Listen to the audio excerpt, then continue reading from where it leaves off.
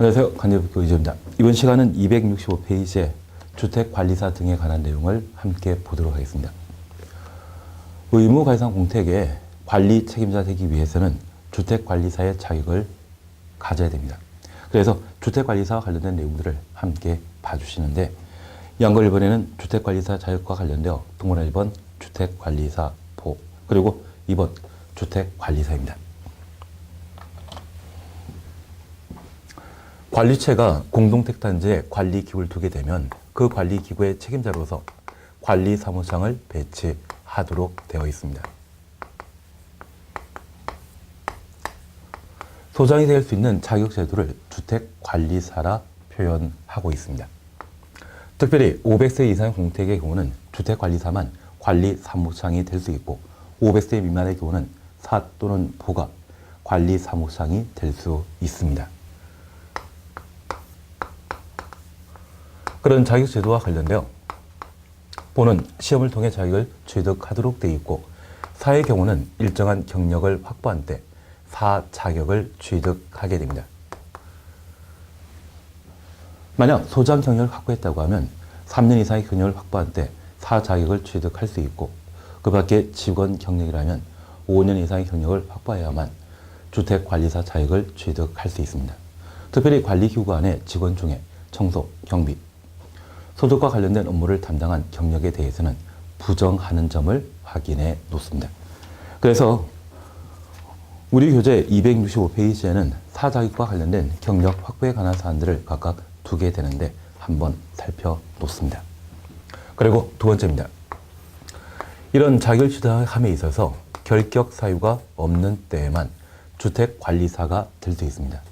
여기 결격 사유는 자격 취득과 관련되어 결함되는 사유를 말하게 되는데, 특별히 우리가 민법에 공부하셨던 무능력자 중에 미성년자를 제외한 자는 주택관리사가 될 수 없습니다. 그리고 금고 이상의 실형 선고받고 형 집행이 끝나거나 면제된 날부터 2년 지나지 아니한 사람, 주택관리사가 될 수 없고요. 주택관리사의 자격이 취소되고 3년 경과하지 아니한 자도 주택관리사가 될 수 없습니다. 여기 결격 사유와 관련되어서는 조금 특이한 사항으로 주택관리사의 자격을 취소되고 3년 이내인 자는 주택관리사가 될 수 없는데, 통상적인 자격제도의 결격 사유 기간은 2년으로 정해놓고 있지만 유독 주택관리사, 그리고 대표적인 성인 자격증이라 하는 공인중개사에 있어서는 그 자격 취소 3년 이내에는 다시 해당 자격을 취득할 수 없습니다.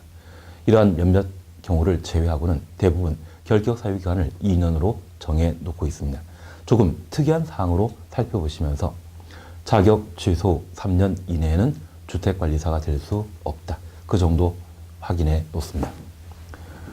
그리고 이러한 주택관리사가 자격을 취득한 이후에 주택법령을 위반하게 되면 자격 취소, 자격 정지 처분 가능한데, 그 중에 필수적 자격 취소 처분에 관한 내용을 조금 살펴보십니다.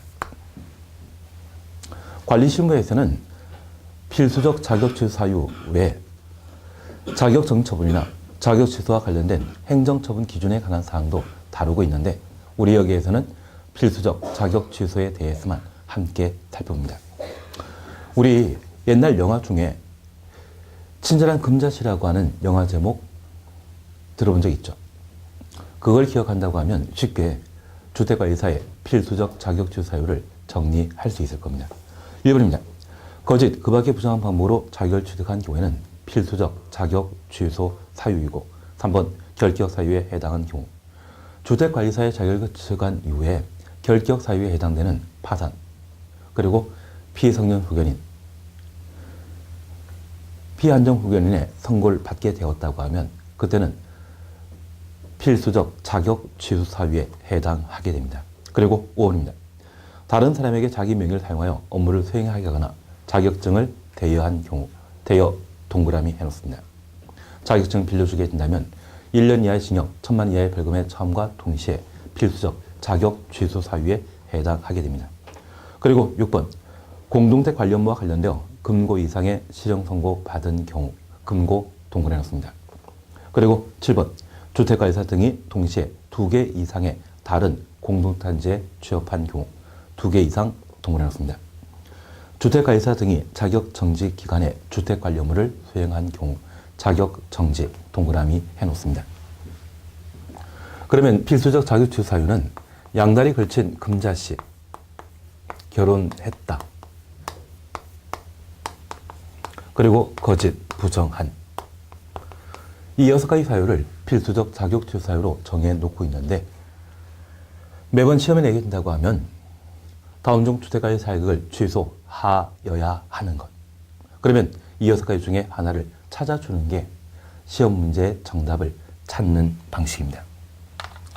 그러면 양은 숫자 2를 양이라 표현할 수 있죠. 그래서 주택가이사 등이 2개 이상의 공동택단지에 취업하여 주택관리 업무에 종사했다면 필수적 자격 취소 사유입니다. 그리고 자격증을 대여하게 된다면 저 대자를 파자에서 다 2로 나눌 수 있죠. 그리고 발음을 부드럽게 하기 위해 리을자 집어넣는다면 달이 자격증 대여에 해당되는 것으로 필수적 자격 취소 사유에 해당되게 됩니다. 그리고 금자씨는 금자씨의 금은 금고 이상의 실현 근거를 말하는데 주택관리사는 공동택 관리에 대한 전문 자격 제도였습니다. 그래서 공동택 관리와 관련되어 법령을 위반하여 금고 이상의 실형 선고 받게 되면 필수적 자격 취소 사유에 해당하게 됩니다. 그리고 쉴 땐 쉬어야 되죠. 자격 정지증분 받은 데 불구하고 주택관리 업무에 종사했다고 하면 필수적 자격 취소 사유에 해당되게 됩니다. 그리고 자격 취득 이후에 파산 선고 등을 받아 결격 사유에 해당됐다면 이 경우에도 필수적 자격 취소 사유에 해당되게 됩니다. 그래서 주택관리사의 필수적 자격 취소 사유는 딱 6가지입니다. 양다리 걸친 금자씨, 결혼했다, 거짓. 그리고 이때 못 본 게 있다고 하면 모두 임의적 자격 취소 또는 자격 정처분 대상으로 각각 구분해 놓습니다. 그리고 267페이지에 소장 배치에 관한 사항들을 우리가 볼 수 있습니다. 이쪽은 이미 우리가 잠깐 정리하신 것으로 500세대 이상의 경우는 4만 관리사무장이 될 수 있고 500세대 미만의 경우는 사 또는 보가 관리사무장이 될 수 있는데 이러한 배치에 관한 규정을 위반한 자에 대해서는 벌금 1,000만 원 이하에 처하도록 되어 있습니다. 그리고 5번 교육입니다. 여기 주택관리사 등과 관련된 각종 교육에 관한 사안들을 함께 살펴주시는데 작년과 올해 교육제도와 관련되어 일부 개정된 사안이 있습니다. 그러면 우리 잠깐 확인해 주실 것으로서 268페이지에 납은 주택관리교육 및 직무에 관한 보수교육기간은 4일로 간다. 이 4일을 3일로 바꿔 놓습니다. 최근 개정되었죠. 그리고 작년에 개정된 사항으로 재교육에 관한 사안들을 기억해 주시는 게 일입니다. 그래서 여기 재교육과 관련되어서는 268페이지 동그라미 리얼 재교육 찾았습니까? 공동택 관리사무소 배치받아 근무 중인 주택관리사는 주택관리교육 또는 직무에 관한 보수교육을 받은 후 3년마다 주택관리에 관한 교육을 받아야 한다. 그래서 작년에 개정된 사항과 올해 개정된 사항을 각각 살펴놓는데 이번에 교육기간을 3일로 개정한 것은 작년에 재교육에 관한 사항을 3년마다 받게 하기 때문에 그 숫자를 맞추기 위해 아마 숫자 3일로 바꿔놓은 것 같습니다. 그래서 재교육도 3년마다 교육기간도 3일로 한다. 각각 기억해 놓습니다. 그러면 여기 교육과 관련되어서는 우리가 입사 대표 회의 운영 및 윤리 교육을 함께 공부하시면서 교육과 관련된 기본적인 특징을 함께 본 적이 있습니다. 교육 대상자에 대해서는 항상 10일 전에 사전에 통지하도록 되어 있고 통상적인 교육기간에 대해서는 며칠 이내, 몇 시간 이내라는 말을 사용하고 있지만 주택법령상의 교육만큼은 이내란 말을 사용하지 않습니다. 나중에 우리가 승강기 안전관리 교육을 공부하다 보면 1일 8시간 이내로 한다. 승강기법에서 그 교육에 관한 사안들을 두고 있습니다. 주택법을 제외한 일반적인 법령상의 교육 제도에 대해서는 며칠 이내, 몇 시간 이내라는 말을 사용하고 있지만 주택법령상의 교육만큼은 이내란 말을 사용하지 않고 있습니다. 그리고 세 번째 우리가 기억하고 계신 게 비용 부담 문제를 기억하고 있습니다. 여기 비용 부담은 교육자와 피교육자 사이 관계가 대등 관계이기 때문에 사적 영역입니다. 공법에 해당되는 주택법령 등에서는 비용 부담에 관한 사안들을 명문에 두지 않고 있습니다. 다만 예외 규정이 있었죠. 입주자 대표 회의 운영 및 윤리 교육을 실시하게 되면 그 교육 비용에 대해서는 입주자 대표 회의 운영비에서 관련 비용을 부담하고 있습니다. 그래서 입주자 대표 회의 운영비에서 비용 부담하는 예외 규정을 제외한 일반적인 교육 비용에 대해서는 공법인 주택법령 등에는 따로 정해놓질 않고 있습니다. 그리고 우리 교재의 267페이지에는 기업 주택관리 교육입니다. 이 주택관리 교육은 현재 시도지사가 주관하고 있습니다. 그리고 니은 직무에 관한 보수교육 시도지사가 주관하고 있습니다. 그리고 다음 페이지에 동그라미 2번 장기수선 계획의 조정교육 시도지사가 주관합니다. 그리고 안전관리 교육에 대해서는 시군 구청장이 주관하고 있는데 교육을 실시하는 자를 기준으로 주택법상의 교육을 따져보게 되면 현재 시도지사가 주관하는 교육은 딱 3개입니다. 방금 보셨던 주택관리 교육과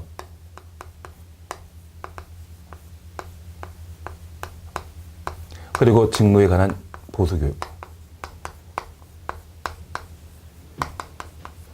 그리고 장기수선계획 조정과 관련된 교육 이 3가지에 대해서는 시도지사가 주관하게 됩니다. 그리고 아직 우리가 관계법규 시간에는 보지 않았지만 관리사무장이 주택법령에 따라 교육을 실시하는 경우가 있습니다. 최근 사회적 문제가 되고 있는 층간, 소음 방지를 위한 교육을 주택법령에 따라 실시하고 있는데 이를 주관하는 자는 관리사무소장입니다. 이러한 4가지 교육을 제외한 그 밖의 각종 교육에 대해서는 주택법령상 시, 군, 구청장이 실시하게 되는데 우리가 방금 보셨던 안전관리교육 또는 입주자 대표회의를 구성하는 동별대표를 대상으로 한 입주자 대표회의 운영 및 윤리교육 이러한 교육들은 모두 시군구청장이 주관하고 이 4가지에 대해서만 시군구청장이 아닌 지도지사 관리사무장이 주관하게 됩니다. 그러면 최근 개정된 사항으로 주택관리교육과 직무에 관한 보수교육을 한번 정리하시는 게 필요한데 267페이지 보면 기업 주택관리교육입니다. 주택관리업자는 주택관리업자와 관리사무소를 배치받은 주택관리사 등은 시도지사로부터 주택관리에 관한 교육을 받아야 한다. 그래서 시도지사 동그라미 넣습니다. 그리고 니은번 보수교육입니다.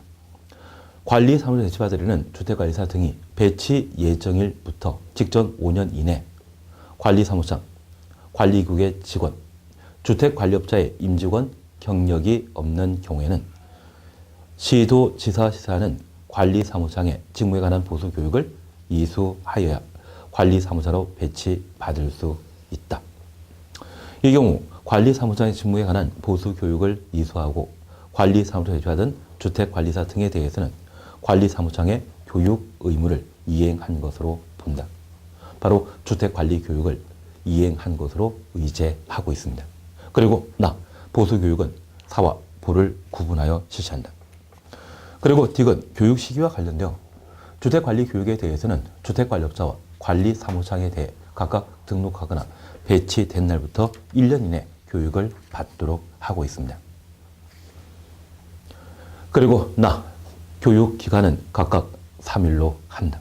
그리고 교육 실시 10일 전에 교육 대상자에게 미리 통지하도록 되어 있고 그리고 리얼 재교육입니다. 3년마다 주택관리에 관한 교육을 다시 받도록 한다. 그래서 주택관리 교육과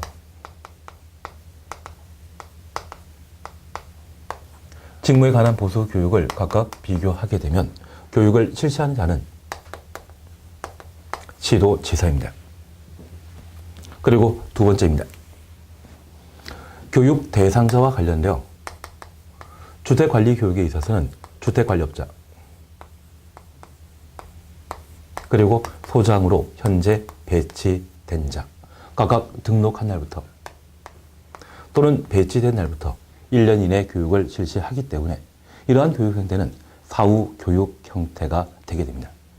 반면 직무에 관한 보수 교육은 배치 예정인 관리사무장을 대상으로 교육을 실시하게 되는데 그 배치 예정을 기준으로 과거 5년 이내 관리사무장 그리고 관리기구의 직원, 주택관리업자의 임직원 경력이 없는 자를 대상으로 배치되기 전에 직무에 관한 보수 교육을 실시하고 있습니다. 그러한 성격은 사전 교육의 성격을 가지는 것으로 밝혀놓습니다.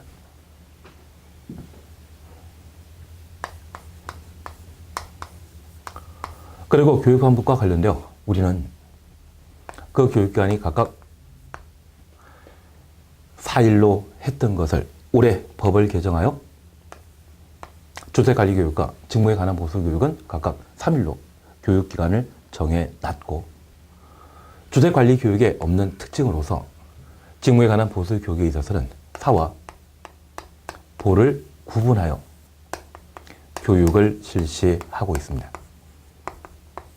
그리고 교육 대상자에 대해서는 10일 전에 사전에 통지하는 것을 특징으로 하며 주택관리교육 그리고 직무에 관한 보수교육을 이수한 자는 3년마다 주택관리에 관한 교육을 재교육받도록 하고 있습니다. 그래서 기본적인 사항들을 저렇게 한번 살펴놓으시고 특별히 직무에 관한 보수교육을 이수한 관리사무장에 대해서는 주택관리에 관한 교육을 이수한 것으로 의제한다, 본다. 기억해 주시는 게 여기입니다. 그리고 268페이지에 이번 장기수선계획에 대한 조정교육은 시도지사가 주관한 교육으로서 그 교육 대상자는 장기수선계획을 조정하기 전에 관리사무장을 대상으로 교육을 실시하고 있습니다. 교육을 받게 하는 자는 관리주체이고요. 교육받는 자는 관리사무장, 교육 실시하는 자는 시도지사라는 것을 다시 한번 확인했습니다. 안전관리 교육에 대해서는 시, 군, 구청장이 실시하고 그 교육 형태가 방범교육, 소방에 대한 안전교육, 시설물에 대한 안전교육 세 가지 형태로 이루어진다는 것을 확인해 놓습니다. 그래서 교육과 관련되어서는 이 정도 살펴보시는 게 일인데 최근 개정된 사항으로 주택관리 교육과 직무에 관한 보수 교육은 그 교육기간이 3일로 간다. 그리고 재교육, 3년마다 재교육 받도록 돼 있죠. 그래서 주택관리사와 관련된 사항 이렇게 마무리 지으십니다. 그리고 제5절 하자 담보 책임 및 장기 수선 계획을 함께 살펴봅니다.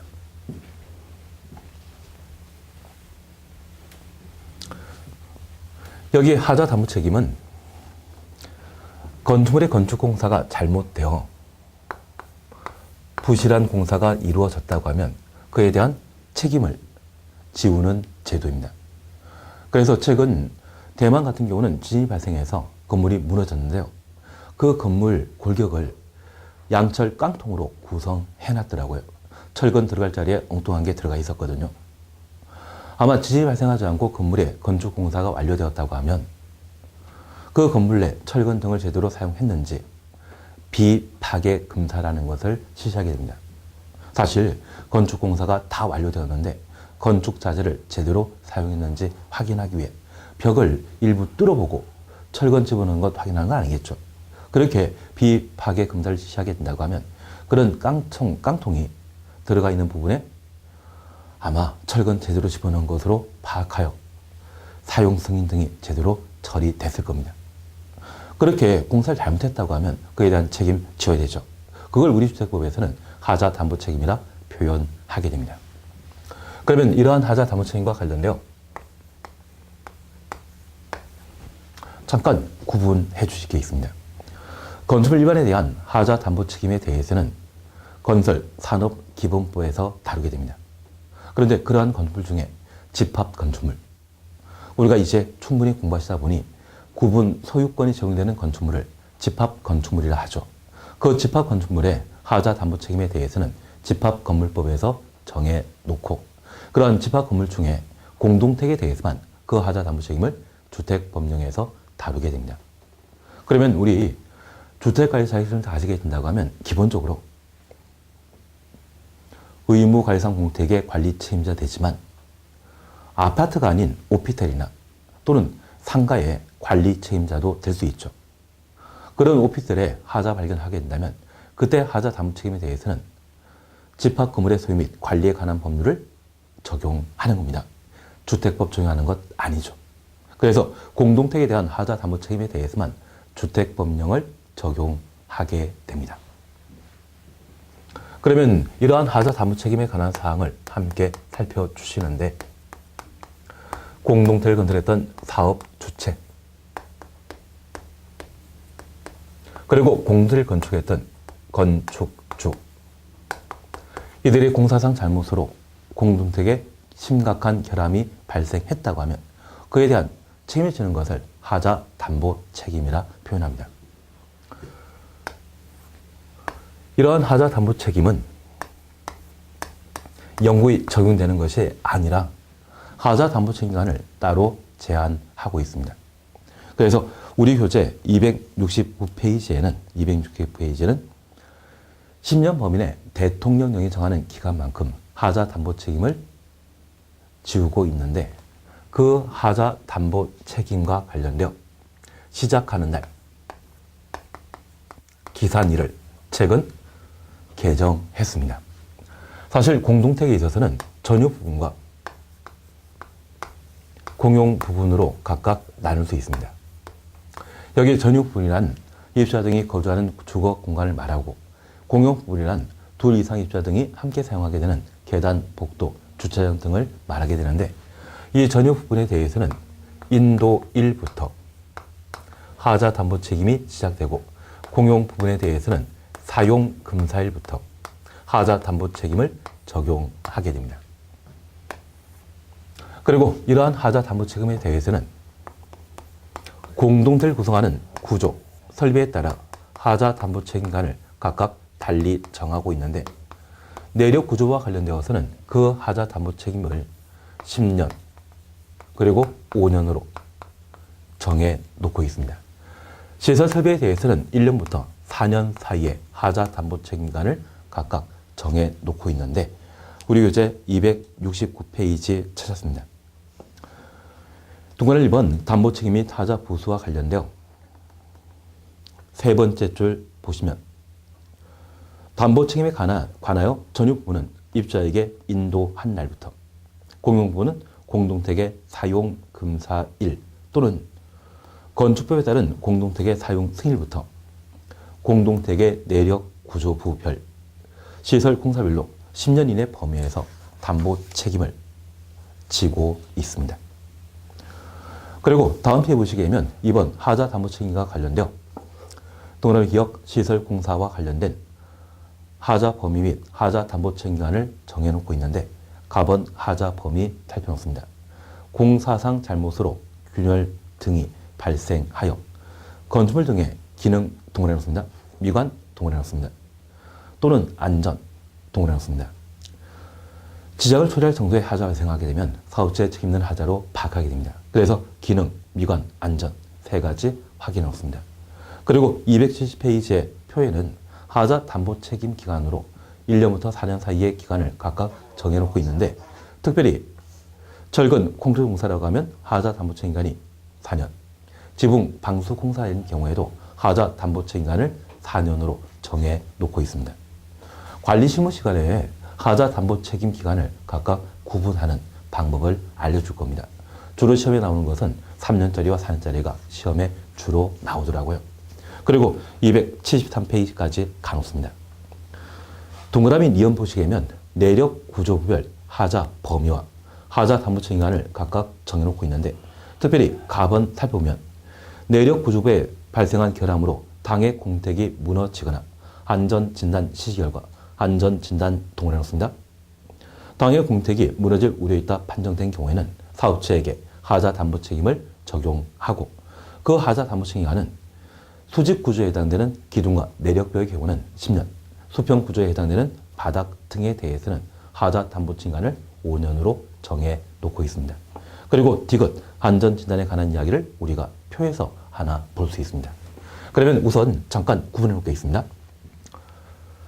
현재 공택과 관련된 하자 담보 책임은 내력구조부에 있어서는 10년, 5년으로 각각 정해놓고 있는데 내력벽, 그리고 기둥이라면 수평구조입니까? 수직구조입니까? 수직구조이죠. 그래서 하자 담보 책임 기간 10년으로 정해놓고 있습니다. 10년의 일이 수직이죠. 그리고 수평구조에 해당되는 바닥의 경우는 하자 담보 책임 기간을 5년으로 정해놓고 있는데 적을 때 수평인 모습 보이시죠? 그래서 하자 담보 책임 기간 5년. 이걸 보게 되면 수평 구조물의 하자 담보 책임 기간이 5년이 된다는 걸 각각 살펴놓습니다. 기둥 내력벽의 경우는 10년, 바닥 보의 경우는 하자 담보 책임 기간이 5년입니다. 그리고 시설 설비와 관련되어서는 1년부터 4년까지 하자 담보 책임 기간을 각각 정해 놓고 있습니다. 그러면 이러한 기간 중에 사업자 책임질 하자가 발생하게 되면 사업체는 하자 담보 책임 져야 되죠. 특별히 시설 설비와 관련되어서는 사업체의 공사상 잘못으로 안전상의 큰 문제가 발생하거나 기능상의 문제가 발생하거나 그리고 미관상의 중대한 장애가 초래했다고 하면 사업체 책임 있는 하자로 파악하게 됩니다. 반면 내력 구조부와 관련되어서는 공동택이 무너지거나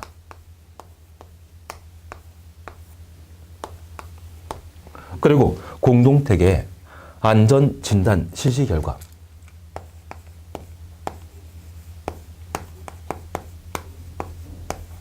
무너질 우려 있는 때 사업체 책임 있는 하자로 파악하게 됩니다.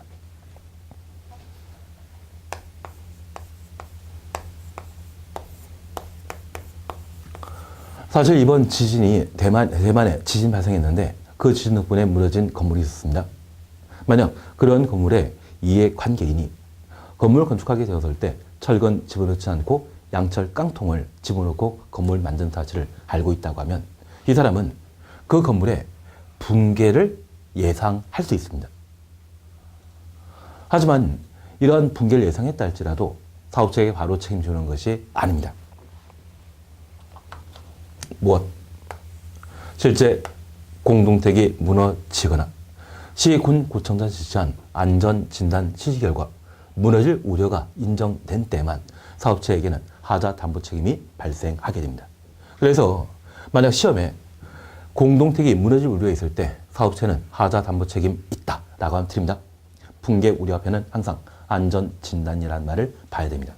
그러면 저 안전진단과 관련되어서는 공동택의 내력 구조부에 대한 이상 여부를 조사하는 것을 안전진단이라 하죠. 누가 실시합니까? 시군구청장이. 시군구청장은 구조 전문가를 실시기관으로 선정하여 안전진단을 실시하고 그 결과 붕괴 우려가 인정된다고 하면 사업체에게 하자 담보 책임을 지우게 됩니다. 그래서 사업체가 하자 담보 책임을 지는 경우 구조 설비를 각각 구분하면서 살펴놓습니다. 그러면 이러한 하자 담보 책임 간에 실제 이런 일들이 발생했다면 사업체는 하자 담보 책임 져야 되죠. 그래서 어떤 절차에 따라 그러한 문제를 진행해야 할 것인지 절차에 관한 사안들을 함께 살펴봅니다. 사실 우리가 새로 만들어진 아파트, 새로 만드는 아파트에 관리 책임자가 되고 그 아파트에 이제 하자가 발견되게 된다면 주택법령이 정하고 있는 하자 보수 절차에 따라 하자 보수를 시행해야 될 겁니다. 그래서 이러한 절차와 관련되어서는 관리사무장과 관련된 직접적인 실무와 관계된 사항으로 충분한 시험거리고 우리가 꼭 알아야 되겠죠. 그래서 그 절차에 관한 사안들을 우리가 함께 봐주시는데 우리 교재 270페이지 보시게 되면 270페이지 보시면 첫 번째 하자 발생한 경우 공동택의 다음 하나에 해당되는 자는 그 청구에 따라 그 하자를 보수하여야 한다. 그래서 사업체는 입주자 대표의 등의 청구에 따라 그 하자 보수하도록 되어 있는데 그때 1번 입주자, 2번 입주자 대표의, 3번 관리체, 4번 관리단 각각 볼 수 있습니다. 그래서 우리 274페이지를 함께 살펴봅니다. 274페이지 보시게 되면 하자 담보책임기간 중에 하자 발생하게 되면 입주자 대표이사 등은 사업체에게 하자 보수 청구하게 됩니다. 그러면 이런 하자 보수 청구한 자는 사용자는 해당되지 않습니다. 만약 사용자가 공동대에 거주하며 발견한 하자가 있다고 하면 주택 소유자에게 고쳐달라 요청하면 되죠. 그래서 사용자를 제외한 입주자 대표이사 등이 사업체에게 하자 보수 청구하게 되는데, 사업체는 아파트를 분양하게 되었을 때 소유자에게 분양했기 때문에 그와 관련된 책임을 지도록 되어 있습니다. 그러면 저 입주자 대표 회의는 하자 보수 청구했을 때 그러한 요구에 응하여 사업체가 15일 이내 하자 보수하거나 하자 보수 일정을 담은 하자 보수 계획을 통보하도록 되어 있습니다. 그리고 저 입주자 대표회의가 하자 보수 청구했지만 사업체 책임 없거나 하자 담보 책임관이 경과되었다고 하면 하자 보수 청구받은 사업체는 입주자 대표 회의와 협의하여 공동택에 발생한 하자가 자신이 책임질 것인지 여부를 조사하고 그 결과에 따라 하자 담보 책임을 지도록 되어 있습니다. 그러면 사업체가 공동택에 발생한 하자 여부를 조사하게 된다면 그때는 하자 진단이라 표현하게 됩니다. 반면 하자 3위 분쟁조정위원회가 주도하여 하자 여부를 조사하게 된다면 그때는 하자 감정이라 표현하고 있죠. 그리고 세 번째, 입주자 대표회의 등이 하자 보수 요청했지만 15일 이내 아무런 답변하지 않는다면 그때는 입주자 대표회의 명의로 예치되어 있는 하자 보수 보증금을 사용하여 직접 하자 보수 공사를 할 수 있습니다.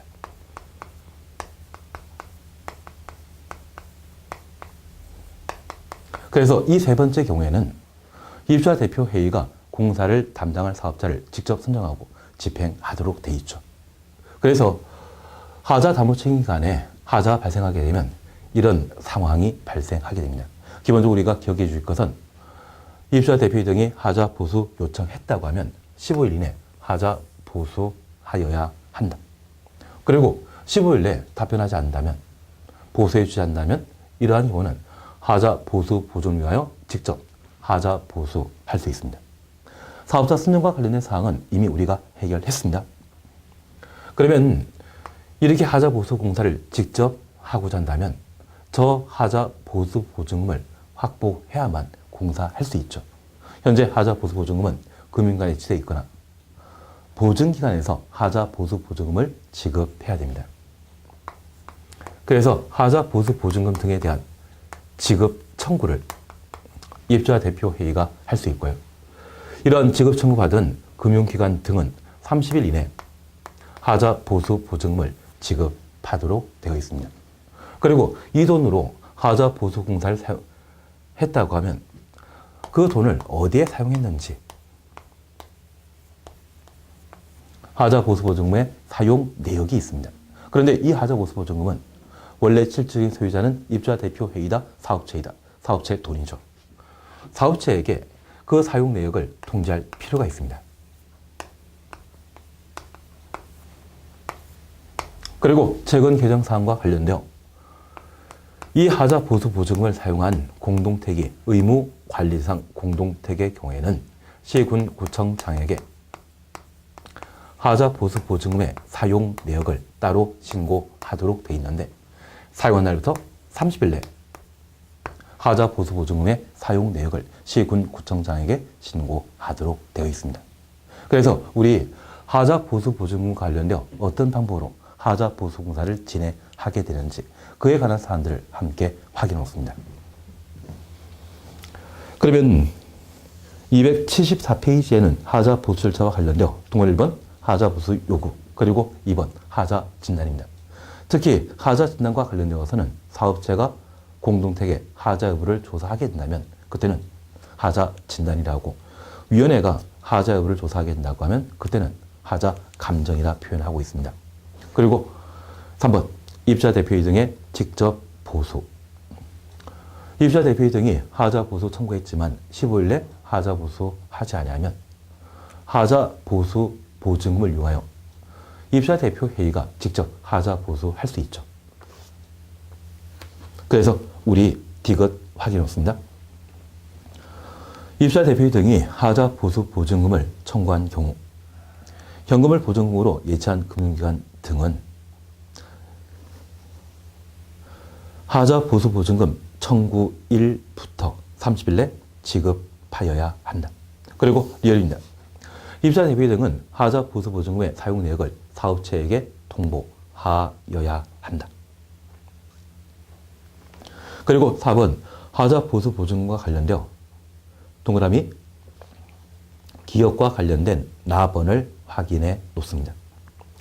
입주자 대표회 등은 하자 보수 보증금을 하자 보수 비용으로 사용하여야 하고 의무 관상 공택의 경우에는 하자 보수 보증금의 사용 후 30일 내 그 사용 내역을 시군구청장에게 신고해야 한다. 그래서 납번과 관련되어 부담부에 의무 관상 공택의 경우는 하자 보수 보증금 사용 후 30일 내 사용 내역을 시군구청장에게 신고해야 한다.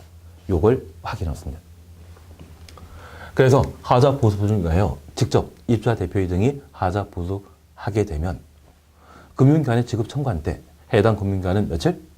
30일 내 지급하여야 하고 그 사용 내역에 대해서는 원래 돈 주인인 사업체에게 통지하도록 되어 있는데 의무 관상 공택의 경우는 하자 보수 보증금 사용한 날부터 30일 이내 시군구청장에게 신고하도록 되어 있습니다. 하자 보수 보증금을 엉뚱한 용도로 사용하는 것을 방지할 목적으로 이러한 제도를 최근 새로 신설하게 되었습니다. 관리실무에서 충분히 나올 수 있는 내용이고 법규에서도 나올 수 있는 내용이기 때문에 이 정도는 살펴놔야 됩니다. 이제 우리 하자 보수 보증금 조금 궁금해지셨죠? 그래서 하자 보수 보증금에 관한 사항을 함께 살펴놓습니다. 사실 이 하자 보수 보증금은 하자 담보 책임을 지고 있는 사업체가 하자 담보 책임을 보장하기 위해 예치하는 재원입니다. 그래서 하자 보수 보증금은 누가 예치한다? 사업 주체가. 국가기관은 예치 대상에서 제외시킵니다. 그리고 하자 보수 보증금은 현금 또는 보증서로 발급받아 대신할 수 있는데 이러한 하자 보수 보증금은 공동체를 건설하게 되었을 때 총 공사비의 3%를 하자 보수 보증금으로 예치하도록 되어 있습니다.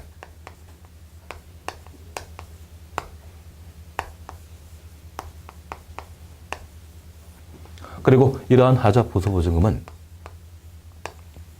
사업체가 주택건설 사업을 완료하고 사용검사 신청하는 때 시군구청장 사용검사권자 명의로 하자 보수 보증을 예치하고 사용검사 신청 시에 제출하도록 되어 있습니다. 그리고 사용검사권자는 주 입주자 대표 회의의 구성 신고가 접수되게 되면 입주자 대표 회의에 명의 변경하도록 되어 있는데 이러한 하자 보수 보증금은 아무리 입주자 대표의 명의로 변경되었다 할지라도 실질적인 소유자는 사업 주체입니다.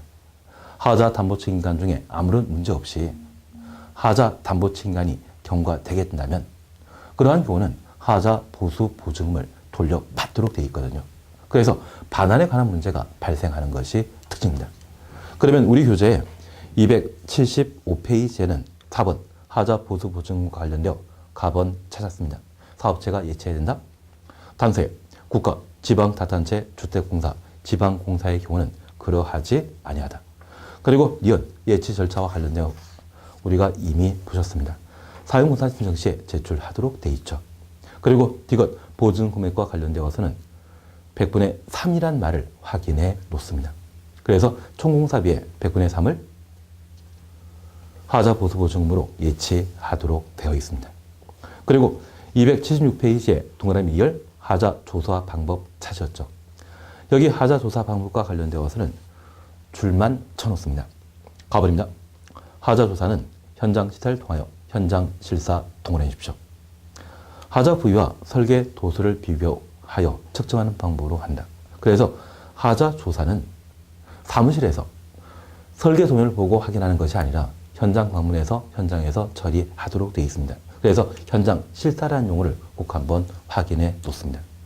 그리고 납은 공택의 하자 보수 비용은 실제 하자 보수에 사용되는 비용으로 산정하되 하자 보수에 필수적 수반되는 비용을 추가할 수 있다. 그 정도 확인해 놓습니다.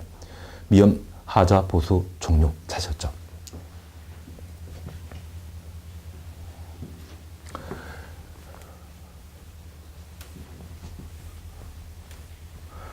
하자 보수 보증금은 하자 담보책 기간이 종료되게 되면 하자 보수 보증금을 사업체에게 반환하도록 되어 있습니다. 이렇게 하자 보수 보증금을 반환받고자 한다면 사업체는 하자 보수 종료 확인서를 확보한 때만 하자 보수 보증금을 돌려받을 수 있는데 그런 반환 방법은 순차적으로 반환하는 것이 특징입니다. 한꺼번에 반환한다고 하면 일괄 반환이고요. 조금씩 나누어 돌려준다고 하면 이를 순차적 반환이라 표현하게 됩니다. 그래서 우리 277페이지에 동그라미 마 찾았습니다. 마분 보게 되면 하자 보수 종료 확인 위에서 국토교통부령이 정하는 하자 보수 종료 확인서에 입자 또는 그 대리인의 서면 확인서를 첨부하여야 한다. 공용 부분의 경우는 전체 입자 5분의 4 이상의 서면 확인서를 말한다. 그러면 하자 보수 종료 확인서는 전유 부분에 대한 확인서와 공용 부분에 대한 확인서를 사업체가 확보한 때만 하자 보수 보증금을 반환받을 수 있습니다. 여기 전유 부분에 있어서는 100% 동의받은 때에만 법적 효력이 발생합니다. 반면 공용 부분에 대해서는 전체 입주자 5분의 4 이상의 동의 얻도록 되어 있습니다. 그러면 우리 아파트 단지에는 입주자만 거주하는 것이 아니라 사용자도 거주하죠. 그 사용자 거주하는 아파트 단지에 사업체가 하자 보수 보증금을 돌려받기 위해 하자 보수 종료 확인서를 확보하는 건 쉽다 어렵다 만만치 않죠. 만약 공택이 500세대라고 하면 500세대 입주자 전원의 동의받아야 되고 공용분에 있어서는 5분의 4, 400세대 이상의 확인서를 확보해야 되는데 만만치 않습니다. 그래서 임차인이 거주 중이라고 하면 그 임차인이 소유자에게 대리권을 수여받아 대신 확인해 줄 수 있죠. 그래서 이 확인서를 확인해 주는 자는 입주자 또는 대리인이라는 점 확인해 놓으시고 전유분에 있어서는 전체 100% 동의 받아야 되고 공용분에 있어서는 80% 이상의 확인서를 확보한 때만 하자 보수 보증금을 순차적으로 돌려받을 수 있습니다. 277페이지에는 하자 보수 보증금의 반환 비율과 관련되어 기간에 따른 반환 비율과 관련되어 관리실무에서 자주 취재하더라고요. 그래서 사용사로부터 1년 경과된 경우에는 하자 보수 보증금의 전체 10%를 반환하고 2년 경과된 경우에는 전체 25%를 3년 경과될 때는 20%를 반환하며 4년 그리고 5년, 10년 차에는 각각 15%씩 반환하도록 되어 있습니다. 그러면 잠깐 우리가 이해하실 것은 현재 하자 보수 보증금을 순차적으로 반환하게 되었을 때 하자 담보책 기간을 고려한 것이죠. 시설설비의 하자 담보책 기간은 1년부터 4년까지고 내력구조부의 하자 담보책 기간은 5년, 10년이었습니다. 그래서 하자 보수 보증금 중에 30%가 내력구조부에 대한 담보입니다. 그리고 70%가 시설설비와 관련된 하자 보수 보증금이 예치되게 됩니다. 그래서 1년 경과되면 10%, 2년 경과되면 25%, 3년 경과되면 20%, 4년, 5년, 10년 차이는 각각 15%의 하자 보수 보증금을 순차적으로 반환한다. 그래서 순차적 반환과 관련된 사항 저렇게 살펴놓습니다. 이번 시간 여기까지 우리가 함께 하시고 다음 시간에는 하자사 및 분쟁 조정위원회에 관한 사항을 함께 살펴보도록 하겠습니다. 수고하셨습니다.